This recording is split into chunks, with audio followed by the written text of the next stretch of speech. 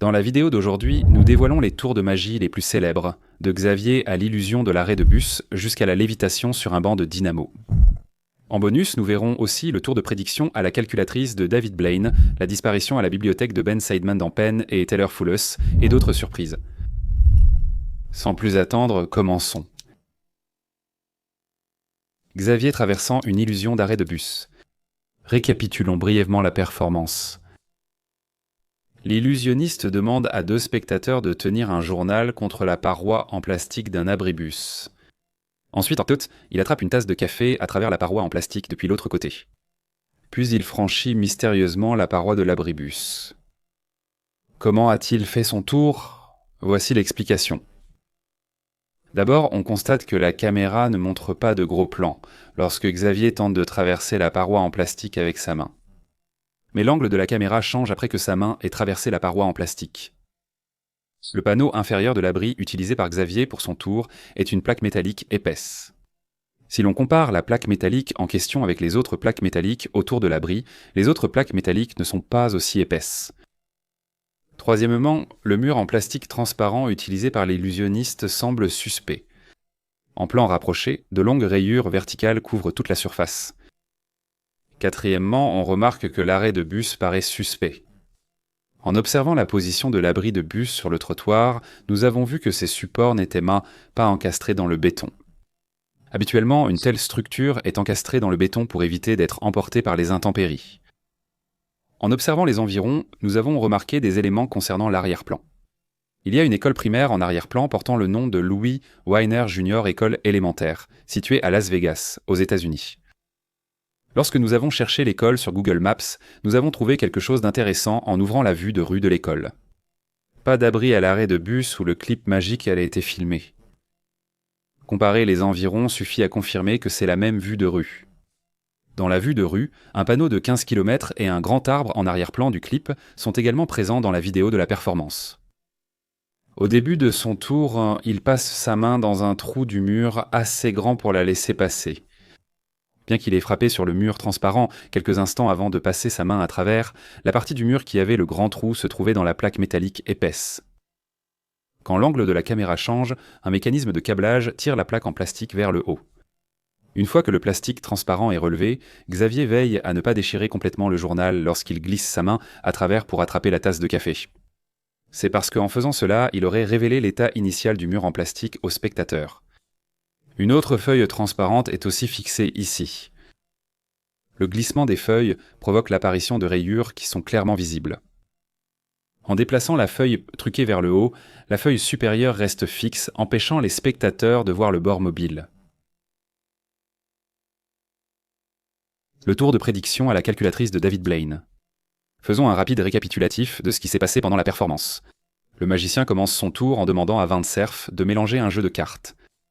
Après avoir mélangé, David lui demande de choisir une main de poker, soit 5 cartes. Ensuite, l'illusionniste demande à un spectateur d'ouvrir la calculatrice sur son téléphone. David ouvre l'application et demande à Jeff d'entrer un nombre à 3 chiffres puis de le multiplier. Il demande alors au propriétaire de saisir un nombre à 3 chiffres puis d'appuyer sur plus. Il demande à Vint Cerf de taper un nombre, puis à une spectatrice d'appuyer sur l'icône égale. Finalement, le calcul total donne un nombre à 6 chiffres. Étonnamment, la séquence de chiffres des 5 cartes qu'il a d'abord demandé à Vint de choisir correspond aux chiffres qui composent le nombre à 6 chiffres affichés sur la calculatrice, qui était 492 510. Eh bien, comment a-t-il réalisé son tour ? Voici l'explication. D'abord, les 5 cartes choisies par Cerf ont été regroupées, puis placées au milieu du paquet par le magicien. David a fait en sorte que Vint choisisse uniquement les 5 cartes centrales du paquet dans un ordre précis. Le magicien a agi ainsi pour utiliser les 5 cartes plus tard dans le spectacle. De plus, il s'assure que Cerf ne mélange pas non plus les cartes, car si les cartes sont mélangées, le tour sera gâché. Pour garantir que Vince prenne les 5 cartes, David emploie le forçage classique. Cette technique exige que l'illusionniste place les 5 cartes qu'il veut que le spectateur choisisse au-dessus du paquet, dans un ordre spécial. Vous vous demandez sûrement, le spectateur n'a-t-il pas mélangé le paquet avant de le donner à David Blaine ? Comment aurait-il gardé 5 cartes en ordre au-dessus ? Si vous regardez bien, vous verrez une coupure de caméra. Lors de la coupure caméra, David Blaine a discrètement sorti 5 cartes de sa poche et les a mises sur le paquet. Le magicien force à Surf 5 cartes, le 4 de cœur, puis le 9 de trèfle, le 2 de cœur, le 5 de pique et le 10 de carreau. Après que le magicien a placé les 5 cartes, le paquet est coupé. Pour différencier les deux parties et suivre les 5 cartes du dessus, le magicien utilise une brisure à l'auriculaire. Après avoir habilement délimité le paquet, l'illusionniste étale partiellement mais rapidement le paquet et demande à Vint de choisir une main de poker. Le magicien n'a pas étalé le paquet car le spectateur était trop proche et il ne voulait pas lui laisser trop de liberté pour choisir autrement. Quand le milliardaire approche ses mains du paquet, le magicien saute vite à la brisure du petit doigt. Ensuite, l'illusionniste rapproche sa main de celle de Surf pour forcer ses doigts sur les 5 cartes que David voulait lui faire choisir de force. Le magicien pousse 5 cartes avec son pouce gauche pour que le spectateur ne prenne que celle-ci, retenant le reste du paquet. On remarque alors que le spectateur tente de prendre la 6e carte, mais l'illusionniste la retient pour l'en empêcher. L'illusionniste a fait croire qu'il pouvait utiliser n'importe quel iPhone pour son tour de calculatrice. Mais en réalité, ce n'est pas le cas. Après avoir demandé autour de la salle, il a désigné exprès l'homme à côté de lui. Bien que l'homme qu'il a désigné n'était pas un complice, une manipulation a été faite sur le téléphone de cet homme hors caméra sans que l'homme ne s'en rende compte. Après avoir ouvert l'application calculatrice, nous avons remarqué que l'illusionniste s'assure que l'homme ne fait rien d'autre sur le téléphone avant de le récupérer. Si l'homme avait pressé tout effacer sur la calculatrice, le tour du magicien aurait été révélé.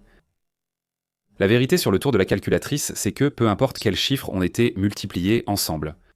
C'est parce qu'au moment où l'on appuie sur le bouton égal de l'application calculatrice, le résultat sera toujours 492 510. C'est lié au réglage du téléphone, comme déjà mentionné. David a demandé un iPhone car le réglage qu'il a fait chez l'homme n'est possible que sur ce type d'appareil.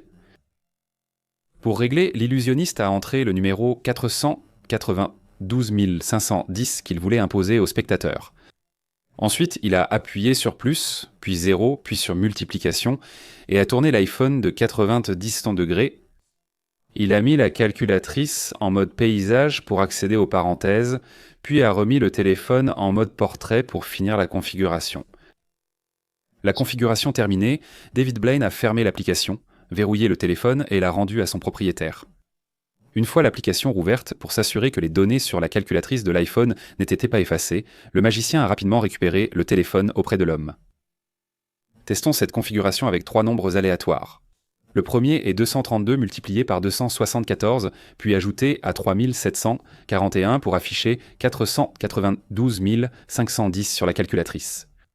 En fait, sans la configuration, le calcul de ces 3 nombres donne 67 309. La disparition de bibliothèque de Ben Seidman dans Full House. Faisons un rapide récapitulatif de ce qui s'est passé pendant la performance.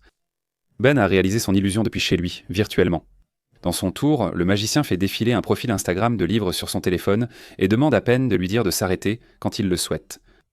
L'illusionniste promet d'acheter le livre qui s'affichera à l'écran quand Penn lui dira d'arrêter de défiler. Quand Penn lui demande d'arrêter, son écran s'arrête sur une bibliothèque. Ben leur demande alors s'il doit faire défiler vers le haut ou le bas. Penn lui demande de faire défiler. Après, son écran s'arrête sur un livre nommé « Focus ». Ben redemande à Penn s'il veut choisir le prochain livre, ce que Penn accepte. Le magicien demande alors si ce serait incroyable que ce soit le seul livre sur son étagère derrière lui. Son étagère était remplie de livres avant qu'il ne couvre l'écran avec sa main, mais après avoir retiré sa main de l'écran, un seul livre pouvait être vu sur l'étagère. Le livre avait d'abord la couverture du premier choix de Penn, mais il l'a enlevé pour montrer le véritable livre choisi. Eh bien, comment a-t-il réalisé son tour ? Voici l'explication. Après le tour de Ben, Penn a fait une déclaration incluant des mots codés sur la méthode utilisée. Doux, détendu et jamais forcé. C'est vraiment un style très agréable que tu as. Notez que Penn a employé les termes « détendu » et « jamais forcé ». Le juge a utilisé le mot « détendu » pour souligner comment les livres sur l'étagère ont été faits pour disparaître, ne laissant qu'un seul. Tout d'abord, nous allons faire quelques observations, puis nous expliquerons comment l'illusionniste a fait disparaître les livres de l'étagère. La première observation que nous avons faite est que lorsque le magicien a pris le premier livre de l'étagère, il l'a pris du côté le plus à droite de l'étagère et non du centre du livre. Puis il a pris le deuxième livre posé horizontalement dans une autre case de l'étagère. Ce livre a aussi été retiré sans déranger les livres alignés verticalement. Quand le magicien arrive au troisième livre à gauche, il cache complètement la case avec son corps. Nous remarquons quelque chose de suspect dans l'agencement des livres sur cette partie de l'étagère avant et après qu'il ait pris un livre. Vous pouvez voir qu'il n'y avait aucune différence dans l'agencement des livres dans cette partie de l'étagère après qu'il ait pris le livre. Ainsi, le livre qu'il disait avoir pris ne l'a pas été. Il s'avère qu'aucun livre sur l'étagère de Ben n'est réel. Le livre sur l'étagère du haut, deuxième à droite, est réel, donc il a pu le sortir. Le deuxième livre qu'il a pris était posé horizontalement dans la deuxième case, à gauche. Mais le troisième livre qu'il a pris n'était pas placé verticalement comme les autres de cette étagère. Au lieu de cela, il est positionné horizontalement derrière les livres disposés verticalement. En réalité, seuls les 4 livres que le magicien prend sur l'étagère sont réels, et les autres sont faux. Les autres sont des volets rabattus sur l'étagère, découpés en carton avec les tranches des livres imprimées au-dessus. Les volets des 3 colonnes de droite se ferment à gauche, ceux de la colonne la plus à gauche à droite. Les volets de la colonne de gauche sont fermés vers la droite, ceux des autres colonnes vers la gauche, pour une raison précise. La webcam utilisée par Ben pour sa performance montre toute l'étagère sous un angle précis. Dans le sens où nous pouvons voir le côté intérieur des 3 colonnes de droite. Ainsi, si les volets étaient indéprès du côté droit, nous verrions le volet contre l'étagère. Quand Ben prend le premier livre à droite de l'étagère, le volet part à gauche sans être gêné par le livre. Cependant, le magicien prend le troisième livre depuis une position horizontale derrière les volets, ce qui explique pourquoi il a couvert cette partie de l'étagère avec son corps. Le deuxième livre, il était en équilibre sur les volets, parce que les volets ont une charnière pliable. Quand le magicien fait disparaître tous les volets sauf un livre, il ne montre pas au juge le livre choisi et affirme avoir deviné juste. Au lieu de cela, il y a une fin surprenante au spectacle. Il enlève la couverture du livre pour révéler le vrai livre à l'intérieur. Nous remarquons plus tard que lorsqu'il a sorti le livre de l'étagère, il ne l'a pas fait de manière habituelle. Pour retirer un livre, il suffit de tendre la main et de le tirer en tordant le poignet. Un détail suspect apparaît quand Ben prend le livre de l'étagère. Au lieu de sortir le livre droit, il le tord étrangement. Quand Ben a dit qu'il n'y avait pas de contrainte, il signifiait que le magicien ne les a pas forcés à choisir le livre. Les juges pouvaient librement choisir un des 3 livres présentés par l'illusionniste sur son téléphone. Cependant, le nombre d'options que le magicien a donné aux juges pour choisir n'était que de 3, puisqu'ils ne pouvaient pas choisir qu'entre les 3 livres qu'il leur montrait. Il s'avère que le magicien a réalisé un tour à plusieurs issues, devant les juges. Un tour à plusieurs issues permet aux spectateurs de choisir librement parmi quelques options proposées par le magicien. À la fin du tour, l'illusionniste peut modifier le résultat selon le choix du spectateur. Maintenant, vous pouvez comprendre ce que Penn voulait dire par les mots de code pas forcés, puisque les choix donnés à Penn étaient un choix libre. La technique que le magicien a utilisée pour donner à Penn et Teller des options limitées parmi lesquelles choisir, c'est l'application iOS personnalisée qu'il utilise. Bien qu'elle ressemble à une page Instagram classique, en la faisant défiler lentement, elle montre d'autres publications. En faisant défiler très vite, l'application modifie l'image où le défilement s'arrête. Quand Penn dit « stop », le défilement s'arrête toujours sur la photo de la bibliothèque. Si Penn avait dit « je veux monter d'une image », les 3 livres proposés par Ben seraient restés les mêmes pour les juges. Si le juge avait voulu descendre d'une image, la page aurait seulement affiché les 3 livres successivement. Impossible de voir toutes les images simultanément sur la page, car Instagram n'en montre qu'une à la fois. Si ce n'était pas le cas, nous aurions pu voir toutes les images au-dessus et en dessous de la photo de la bibliothèque et détecter l'arnaque dans le tour du magicien. Assez drôle, pendant que l'illusionniste faisait défiler au hasard, nous avons remarqué quelque chose alors que Penn ne lui avait pas demandé de s'arrêter. Nous avons vu une image du livre Pure Effects, l'un des 3 présents sur la page. Cela confirme qu'il existe plus d'un doublon des 3 images citées sur la page. Pour dissimuler la supercherie, Ben a modifié l'arrière-plan de chaque livre. En revenant à la première question que l'illusionniste a posée au juge, il leur a précisément demandé s'ils préféraient qu'ils montent d'un cran ou qu'ils descendent d'un cran. Voulez-vous que je fasse défiler vers le haut ou vers le bas d'une ligne ? Mais plus tard, il s'est contredit en disant à peine qu'il aurait pu faire défiler 2 fois de plus. Tu aurais pu me demander d'y aller 2 fois de plus, non? Tu aurais pu me faire continuer un peu plus. Il a agi ainsi pour faire croire que les juges étaient totalement libres de choisir. Ainsi, il a rendu la chose plus aléatoire sans donner l'impression de limiter leur choix à seulement monter ou descendre d'un. De plus, chaque fois que les juges faisaient un choix, le magicien les amenait à remettre en question leur décision et leur faisait sentir qu'ils avaient la possibilité de choisir autre chose. Bien qu'il soit vrai qu'il avait la possibilité de choisir autre chose, il ne leur a présenté que des options limitées. De plus, peu importe laquelle des 3 options le juge choisissait, le magicien s'en sortait toujours en affirmant qu'il avait fait la bonne prédiction. Dans le sens où le dernier livre resté sur l'étagère peut montrer 3 résultats différents. La couverture supérieure avait l'image d'un des livres d'un côté, tandis que l'autre côté de la couverture montrait l'image d'un autre livre. C'est pourquoi Ben a tordu le livre au lieu de le tirer en ligne droite. Voilà pourquoi il n'a jamais montré le verso du livre. Il pouvait donc facilement le retourner si un autre livre était choisi par les juges.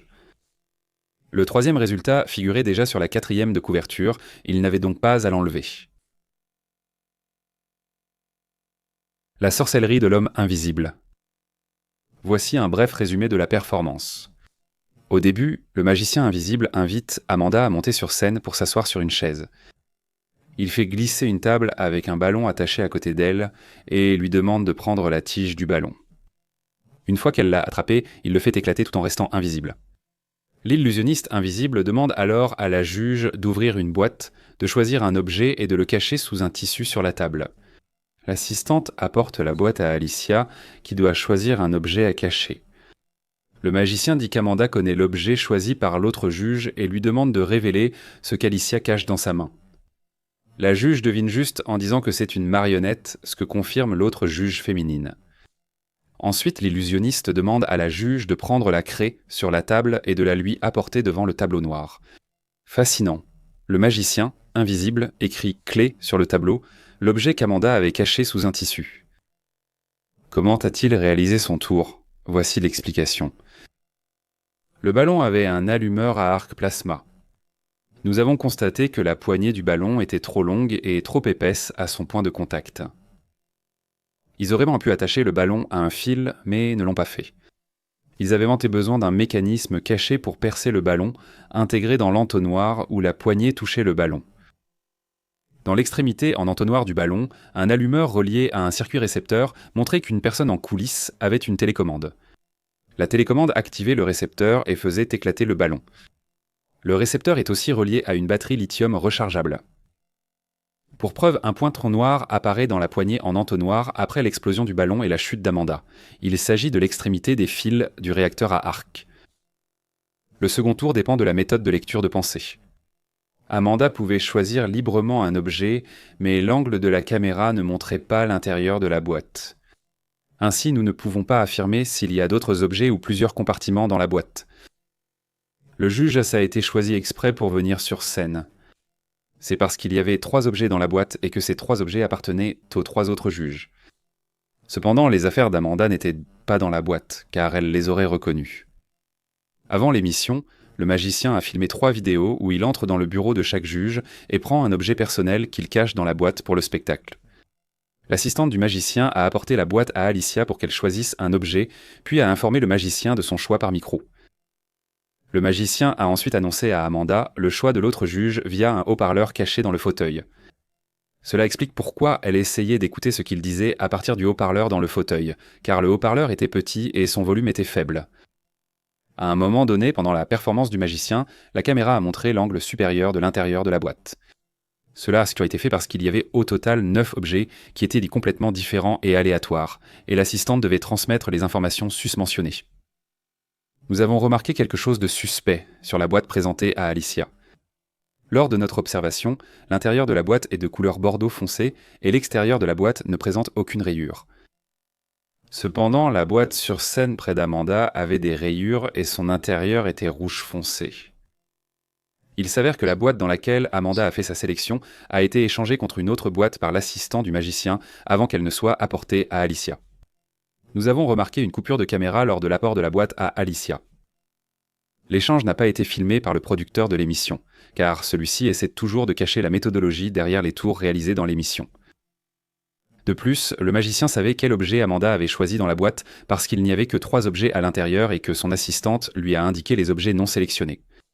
Quand il a demandé au juge de mettre la craie sur le tableau noir, la craie était magnétique et un aimant était fixé à l'arrière du tableau Lynx. Un tableau Lynx se contrôle sans fil via une application. Quand le magicien écrivait sur l'application, les mots s'affichaient sur le tableau noir via un dispositif mécanique. L'aimant servait seulement à remplacer une craie amovible dans la configuration initiale de Lynx, le tableau noir.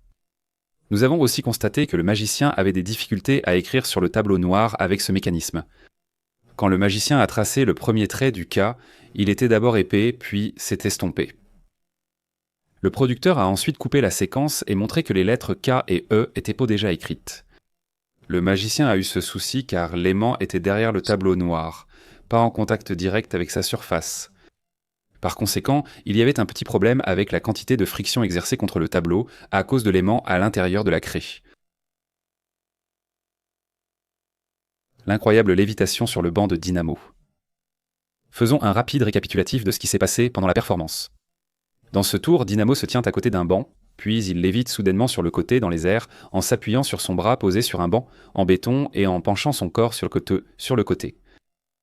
Eh bien, comment a-t-il réalisé son tour ? Voici l'explication.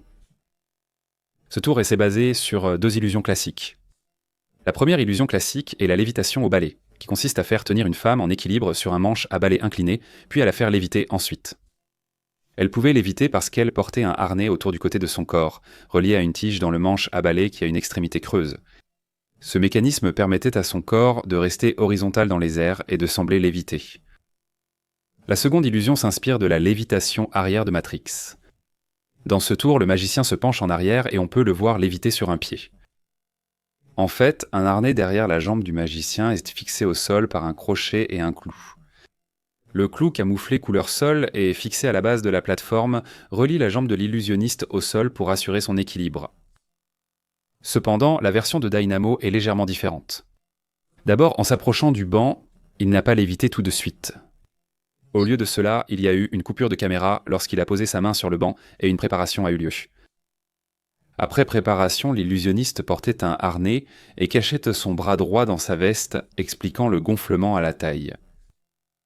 Le harnais de Dynamo ressemble à celui de la femme dans l'illusion du balai. Mais au lieu de la tige utilisée dans le tour du balai, le magicien a utilisé un faux bras qui contient une tige en métal, lui permettant d'équilibrer son corps. La tige était fixée au banc en béton par un clou caché pour maintenir le faux bras. Lorsque l'assistante du magicien filmait le tour, nous avons remarqué qu'une femme bloquait volontairement la vue de la caméra pour empêcher qu'elle se concentre sur Dynamo. Un assistant du magicien était près de lui et derrière la femme. Cette personne soulève l'illusionniste, d'où les jambes légèrement pliées à cet endroit. Comme le magicien masqué qui fait léviter la femme dans l'illusion du balai. Une fois le mécanisme verrouillé en place, on pouvait voir le magicien léviter.